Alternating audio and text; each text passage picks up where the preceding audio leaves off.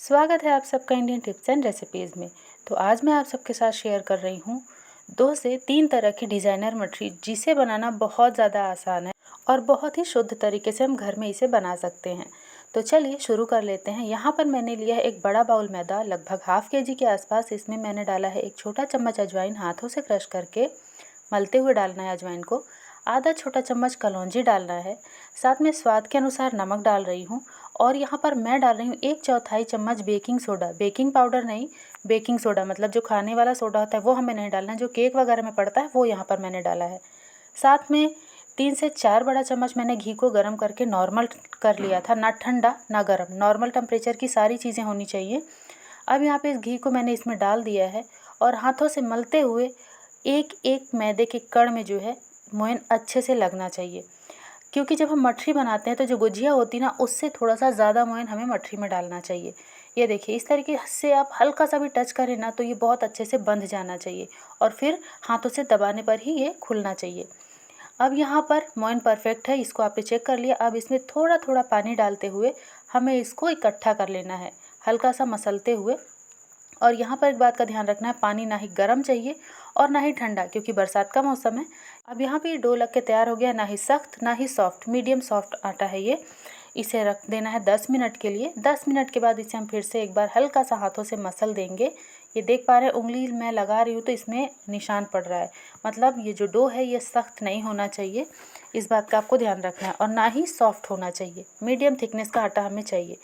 अब यहाँ पे इसमें से जितनी बड़ी आपको लोई चाहिए, मतलब पेड़े चाहिए, उतना बड़ा आप इसमें से उतना पोर्शन तोड़ लीजिए। तो यहाँ पे देखिए मैं इस तरीके से 2 पेड़े अभी तोड़ कर लेती हूँ और फिर जो बचा हुआ मैदा उसे हम कवर करके रख देंगे। अब यहाँ पे इसे हमें चकले पे बेलना है। तो ये यहाँ पर आप चेक कर सकते हैं, देखिए मोयन इतना परफेक्ट पड़ा है कि ना तो हमें मैदा लगाने की ज़रूरत है सूखा और ना ही घी और तेल, बहुत आसानी से ये ऐसे ही बेल जाता है। अब यहाँ पे एक ज़रूरी पॉइंट, इसे हमें बहुत ही पतला बेलना है। ये देखिए जितना पतला आप बेलेंगे उतनी बढ़िया आपकी डिज़ाइनर मठरी बनेगी। अब यहाँ पे ये जो साइड के चारों कोने हैं हमें इसे काट करके निकाल देना है चाकू की मदद से। और कोशिश कीजिए कि बहुत ही सेंटर में कटे, मतलब तिरछा ना हो, बहुत ही प्यारी डिज़ाइन फिर इससे निकल करके आएगी। अब यहाँ पे देखिए मैंने चारों कोनों को काट कर निकाल दिया है। अब इसमें हमें 4 टुकड़े कर लेने हैं, मतलब 4 भाग, और चारों भाग में इस तरीके से साइड में कट लगा लेना है, जैसे आप वीडियो में देख रहे हैं। 4 भाग के चारों कोनों में हमें कट लगाकर तैयार करना है।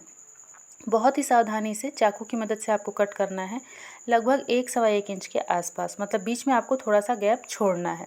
ये देखिए चारों कोने मैंने इस तरीके से काट लिए हैं और अब यहाँ पे डिज़ाइन बनाने के लिए बिल्कुल रेडी है। एक कोने को आपको पकड़ना है इस तरीके से, बीच में इसे प्रेस करना है, फिर दूसरा पकड़ना है और इसे प्रेस करना है, जैसे आप वीडियो में देख रहे हैं। सेम यही प्रोसेस आपको करना है। इस तरीके से आप घर में ही बहुत ही सुंदर सी डिज़ाइन की मठरी बना पाएंगे। और कोई भी त्यौहार हो, कोई भी ओकेशन हो, आप इसे बना के अगर सर्व करते हैं तो आपसे ज़रूर ये पूछा जाएगा कि आपने इसे कहाँ से मंगवाया। ये देखिए इस तरीके से चाकू की मदद से इसे हमें उठाना है, क्योंकि हमने इसे प्रेस किया है तो ये चकले में हल्का सा चिपक जाता है। इस तरीके से ये हो गई पहली डिज़ाइन। अब यहाँ पे दूसरी डिज़ाइन के लिए हमें फिर से मैदे की एक रोटी को इस तरीके से बना लेना है। बहुत ही पतला बेलना है, याद रखिएगा, बिल्कुल भी थिक नहीं होना चाहिए। अब इसमें से पतली पतली हमें पट्टी काट लेनी है इस तरीके से। जितना पतला आप काटेंगे ना उतनी बढ़िया ये बनकर तैयार होगी, मतलब उतना ही पतला आपको बेलना है और उतना ही पतला इसको काटना है। अब यहाँ पे 2 पट्टियों को उठाना है और दोनों ही सिरे को इस तरीके से दबा के जोड़ देना है। देखिए जब आप इस तरीके से प्रेस करके इसे जोड़ देंगे तो इसमें डिज़ाइन पड़ने में आसानी होगी। इस तरीके से आपको इसे ट्विस्ट करना है, मतलब घुमाना है, तो इसमें ऐंठन आ जाएगी, जिसकी वजह से बहुत ही सुंदर सी डिज़ाइन आएगी। ये देखिए हल्का सा एक के ऊपर एक इसे घुमाते हुए नीचे की तरफ से ऊपर थोड़ा सा निकाल कर इसे टक कर देना है। एक पोर्शन को हमें ऊपर की तरफ टक करना है, एक पोर्शन को नीचे की तरफ। देखिए दूसरा भी मैं आपको बना कर दिखा रही हूँ। दोनों पोर्शन को लिया है, टक कर दिया है, मतलब जोड़ दिया है। अब हल्का सा एक के ऊपर एक घुमाते हुए एक पोर्शन को ऊपर की तरफ निकाल के टक करना और एक नीचे की तरफ, इस तरीके से। तो इसी तरीके से सारी मछली बनाकर तैयार कर लेनी है। ये दोनों ही डिज़ाइन तो बन चुके हैं। अब इन्हें पहले हम फ्राई कर लेते हैं। तो तेल हल्का गर्म होना चाहिए और आंच को आप धीमी कर दीजिए स्टार्टिंग में, क्योंकि जब तेल ज़्यादा गर्म रहेगा तो ये अच्छे से फ्राई नहीं होंगे, इसके ऊपर बबल्स आ जाएंगे।